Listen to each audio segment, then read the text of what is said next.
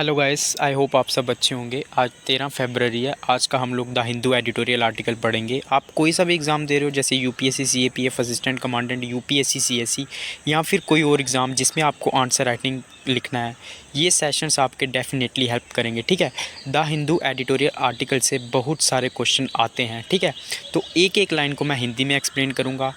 ठीक है, आपके लिए एकदम इजी करके आपको बताऊंगा। और आप क्या करना, मेरे चैनल को सब्सक्राइब कर लेना और बेल आइकॉन को दबा देना, ताकि जब भी मैं वीडियो डालूं आपको नोटिफिकेशन आ जाएगा। ठीक है, और मेरे टेलीग्राम का जो चैनल है उसका मैं लिंक डाल दूंगा, आप उसको सब्सक्राइब कर देना। जब भी मेरा नया वीडियो आएगा, या फिर जो द हिंदू का PDF है उसमें मैं शेयर कर दूँगा। ठीक है, आप एक बार मेरे से समझो इसको, उसके बाद जाके खुद उसको एक बार रीड करना, आपको 5-10 मिनट में आर्टिकल समझ में आ जाएगा। ठीक है, और एक नोटबुक लेके बैठना, उसमें मैं आपको डिफ़िकल्ट वर्ड मीनिंग लिखवाऊँगा, उनको नोट करते जाना। ठीक है, आपको वो एग्ज़ाम में हेल्प करेंगे।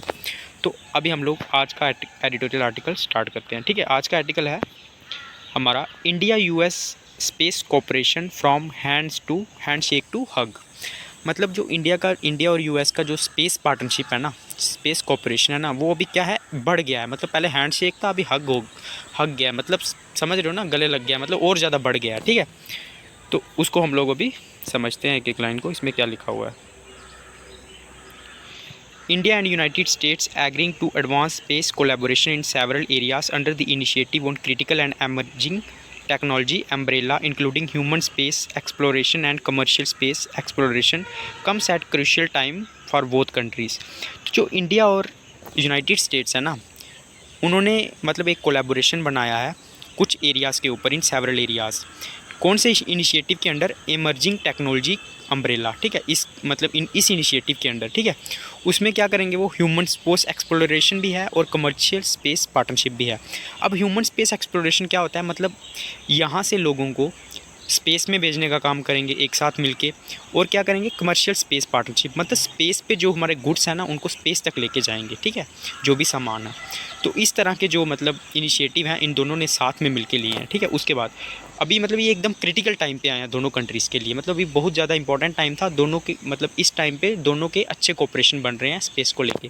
उसके बाद this follows the 80th meeting of the US-India Civil Space Joint Partnership Group that was held on January 30, 2023। तो ये कब हुआ?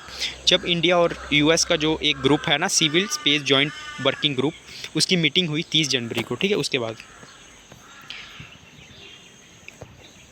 इन नवंबर 2022 the US kicked off its Artemis program by launching the Orion spacecraft towards the moon and bringing it safely back to Earth।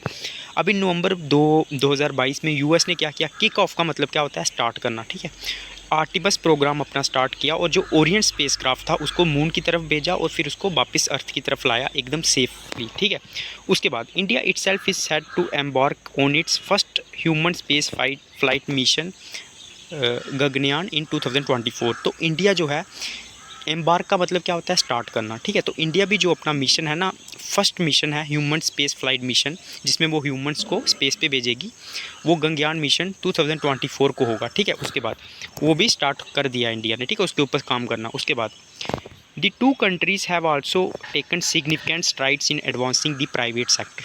तो जो दोनों countries हैं, India और US, strides का मतलब क्या होता है? प्रोग्रेस करना। तो दोनों क्या कर रहे हैं, जो हमारा प्राइवेट सेक्टर ना, उसमें भी दोनों मिलके साथ में काम कर रहे हैं। उसके बाद Together, these endeavors will shape and impact US and Indian space policies and programs over the next decade। और जो ये मतलब क्या है ना, एंडिएवर्स का मतलब क्या होता है? प्रयास करना, मतलब ट्राई करना। तो ये जो दोनों के प्रयास हैं ना, इससे क्या होगा, US और इंडियन स्पेस पॉलिसीज़ दोनों पे इम्पैक्ट पड़ेगा और मतलब नेक्स्ट डिकेड में हमें काफ़ी ज़्यादा इससे हेल्प मिलेगी। ठीक है, उसके बाद in this context A US India collaboration seems straight forward. मतलब US और इंडिया का जो कोलैबोरेशन है, मतलब जो एक दूसरे के साथ मिलके काम कर रहे हैं, वो एकदम सीधा है। ठीक है, उसके बाद India would secure technologies and expertise by collaborating with an advance space faring nation. तो इंडिया को क्या मिलेगा? नई नई टेक्नोलॉजीज़ मिलेंगी। ठीक है, और एक्सपर्टाइज़, मतलब जो एक्सपर्ट हैं इस मामले में, स्पेस में जाने में, उनसे मतलब हेल्प मिलेगी अगर इंडिया क्या करेगी? Collaborating with an advance space faring nation, मतलब जो काफ़ी एडवांस हुआ है स्पेस लेवल पे, उससे अगर इंडिया कोलैबोरेट करेगी जैसे यूएसए कर रही है, ठीक है। The US could strengthen its relationship with India on a matter that seems less controversial than others. ये मैटर तो कोई ज़्यादा कॉन्ट्रोवर्शियल नहीं है, तो इसलिए क्या करेगी यूएस भी अपना जो मतलब रिलेशन है इंडिया के साथ इस मामले में, स्पेस के मामले में इंप्रूव करेगी, क्योंकि इसमें कोई कॉन्ट्रोवर्सी नहीं है, ठीक है। बाकी मामलों में तो कॉन्ट्रोवर्सी रहती है। But it is not straight forward, लेकिन ये स्ट्रेट फॉरवर्ड नहीं है। Certain structural factors limit the extent to which US and India can collaborate in the short term. कुछ ऐसे फैक्टर्स हैं जो लिमिट करते हैं, मतलब हमारा जो कॉपरेशन है ना उसको लिमिट करते हैं।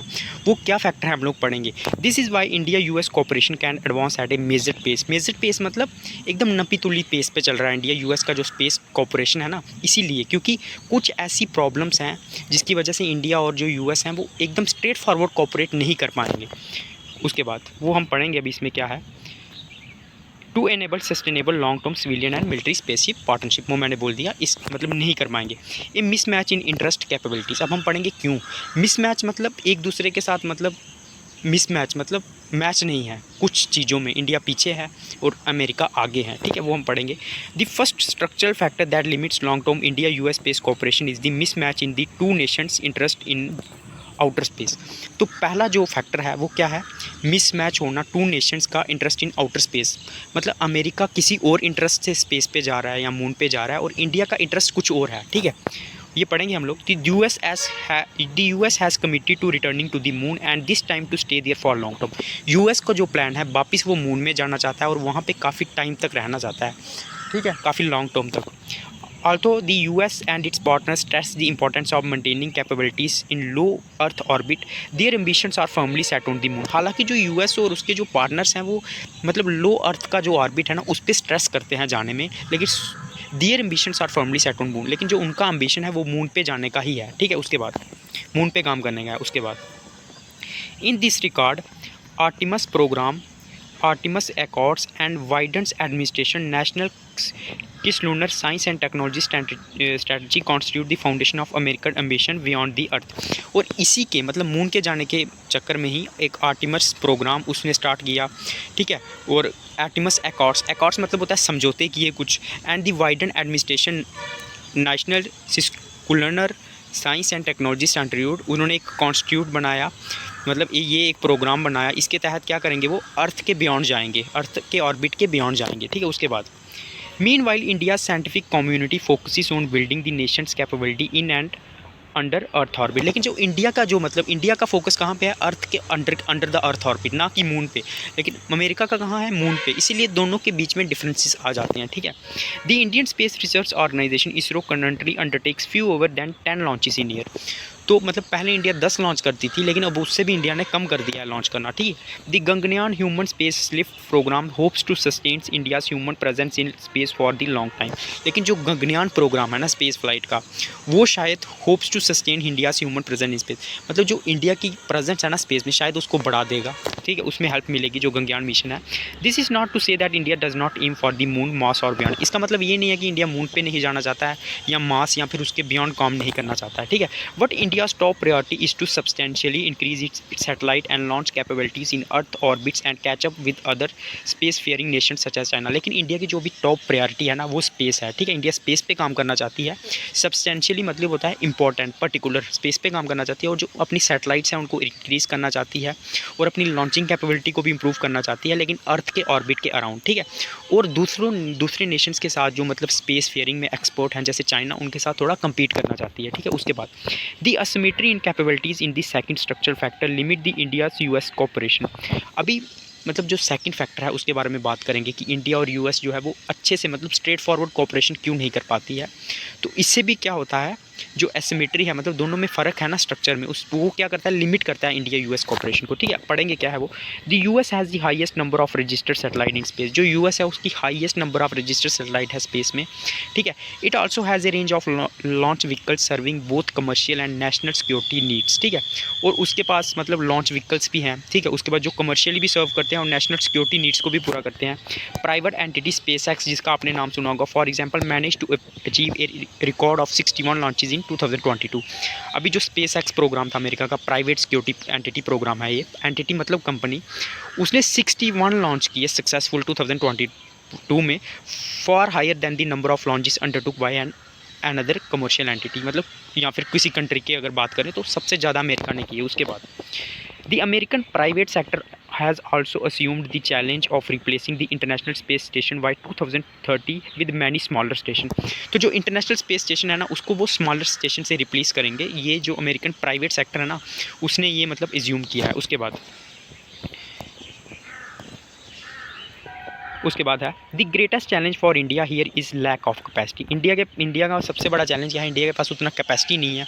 The country has just our 60 satellites in orbit and can not undertake double digit launches annually. India के पास सिर्फ 60 जो हैं वो सैटेलाइट्स हैं अभी ऑर्बिट में, और इंडिया अभी तक डबल डिजिट में भी नहीं पहुंची है, मतलब लॉन्च करने के मामले में कभी साल में। The Indian government also open the space industry to the private sector only in 2022। मतलब इंडिया ने जो प्राइवेट सेक्टर खोला है ना स्पेस पे काम करने के लिए, वो सिर्फ 2020 में खोला है, ठीक है। Since the US already has an extensive network of partners for space cooperation. लेकिन जो यूएस है ना, उसका ऑलरेडी काफ़ी बड़ा नेटवर्क है स्पेस कॉपरेशन पे। India it has few technical incentives to cooperate with India. मतलब इंसेंटिव्स का क्या मतलब होता है? मतलब फ़ायदा, या फिर उसका अमेरिका को कोई ज़्यादा फ़ायदा नहीं है, सिर्फ थोड़ा सा ही टेक्निकल इंसेंटिव फ़ायदा है अगर वो कोऑपरेट करती है इंडिया के साथ, लेकिन इंडिया को काफ़ी ज़्यादा हेल्प मिलेगी, ठीक है। Compounding this problems are disagreements on how best to govern space activities on the moon and other celestial bodies. तो इन सब जो हमने प्रॉब्लम्स बताई, प्रॉब्लम्स क्या क्या बताई हमने? इंडिया जो है, इंडिया के पास मतलब सैटेलाइट्स कम है ऊपर में, ठीक है। मतलब जो लोअर ऑर्बिट ऑफ अर्थ है सिर्फ 60 है। इंडियन का एनुअल जो लॉन्च करता है सैटेलाइट वो भी काफ़ी कम है। इंफ्रास्ट्रक्चर की बहुत ज़्यादा कमी है इंडिया के पास, ठीक है। उस मामले में देखोगे अगर तो मतलब काफ़ी ज़्यादा स्ट्रक्चर में इंडिया के जो है वो प्रॉब्लम है। और हमने क्या प्रॉब्लम देखी थी इसमें कि जो मिसमैच है दोनों, मतलब आउटर स्पेस में जो अमेरिका है वो मून की तरफ जा रहा है, इंडिया जो है अभी लोअर ऑर्बिट पे काम करना चाहती है। तो दोनों के इन सब से जो प्रॉब्लम्स आ रही है ना, कंपाउंडिंग, अगर इन सब कंपाउंडिंग का मतलब होता है मिलाना। Compounding this problems are disagreements on how best to govern space activities on the moon and other celestial bodies. तो ये सब जो प्रॉब्लम्स है ना, अगर इन सबको हम मिला लें तो हमारे पक्ष में क्या सवाल आता है कि हम लोग कैसे गवर्न करें बेस्ट तरीके से हमारे मून और अदर कैलेस्टियल बॉडीज़ को, ठीक है। पढ़ते हैं आगे। Even though countries have a mindset to collaborate, the structural factors overpower diplomatic incentives to pursue long-term cooperation। जो कंट्री है वो तो क्या करती हैं, कोलैबोरेट करना चाहती हैं, मतलब मिलना चाहती हैं एक दूसरे से, लेकिन जो स्ट्रक्चरल फैक्टर्स है ना, मतलब जो स्ट्रक्चर में कमजोरी रह जाती है ना, वो क्या कर रही है, ओवर पावर कर रही है डिप्लोमेटिक इंसेंटिव। मतलब जो कूटनीतिक है ना, मतलब जो कूटनीतिक तरीके से किसी के साथ कोऑपरेशन किया जा सकता है, लेकिन उसके आड़े में क्या आ रहा है, इंडिया का स्ट्रक्चर, मतलब इंडिया की खुद की कमजोरी, स्ट्रक्चर प्रॉब्लम्स आ रही हैं, ठीक है। वो ओवर पावर कर रही हैं, मतलब पीछे कर रही हैं इंडिया को, ठीक है। To pursue long term cooperation, मतलब परस्यू का मतलब क्या होता है, पाना, मतलब लॉन्ग टर्म कॉपरेशन करने के लिए अमेरिका के साथ, ठीक है। उसके बाद हो गया सम नोवल सोल्यूशन। नोवल का मतलब क्या है यहाँ पे? ऐसे नोवल का मतलब होता है उपन्यास, लेकिन द हिंदू ने अभी इसको क्यों यूज़ किया है? नोवल मतलब न्यू। तो नए जो सोल्यूशन है वो क्या है? The standard solution is to induce long term cooperation is to sustain the engagement between academics, private and state led entities in the two countries. तो सबसे बड़ा सोल्यूशन क्या है? इंडिया क्या करे, एकेडमिक्स मतलब जो थ्योरी है जो एक दूसरे के साथ शेयर करे, ठीक है। उसके बाद क्या करे, प्राइवेट सेक्टर एक साथ मिलकर काम कर सकता है, और जो स्टेट लेड एंटिटीज़ मतलब जो कंपनीज़ हैं वो एक दूसरे के साथ काम करके मिलके काम कर सकती हैं दोनों कंट्रीज़ की। Sustained engagement could also take the form of collaborating on highly specialized products such as NASA ISRO synthetic aperture radar mission। तो एक और जो इंडिया और मतलब अमेरिका ने एक दूसरे के साथ मिलकर प्रोजेक्ट किया है, तो ये भी काफ़ी इंपॉर्टेंट है। जैसे NASA ISRO synthetic aperture radar mission, इस प्रोजेक्ट के तहत भी इंडिया और अमेरिका बीच में काफ़ी कोऑपरेशन बढ़ा है, ठीक है। उसके बाद But these solutions are slow and not entirely suited for the new space age, where diplomacy struggle to keep with the rate of technical innovation। लेकिन ये सोल्यूशन इनफ नहीं है दोनों कंट्रीज़ के लिए, ठीक है, क्योंकि ये न्यू स्पेस एज है।